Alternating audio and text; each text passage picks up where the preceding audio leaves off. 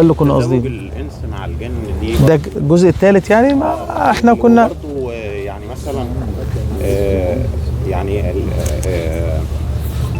يعني برضه الجن ممكن يقدر يغير اقدار في حياه البني ادم. الله اعلم.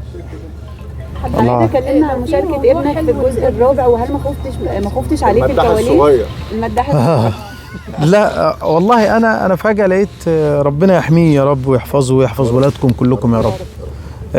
لا انا لقيته بيقول لي انا عايز اعمل دور داوود. قلت له داوود بتاع ايه؟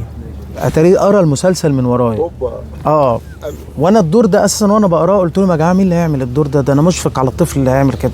ازاي يعني؟ طب ما نحاول نخليه ولد كبير، يعني نحاول نخليه ولد عنده 18 او بنت عندها 19 سنه يعني مراهق. قالوا لا. فجأة لقيت ده بيقول لي، قلت له انت عايز داوود؟ طب ازاي يعني؟ فقال لي، قلت له لا انا ما. فلقيته بدأ يعني يبقى متضايق قوي. فقلت له طب اصبر، احنا ما عندناش وسايط، استاذ احمد سمير هيشوفك، وافق يلا اشتغل، ما وافقش انا ماليش دعوه بيك يعني. ما اتضربش والله خالص. لو جه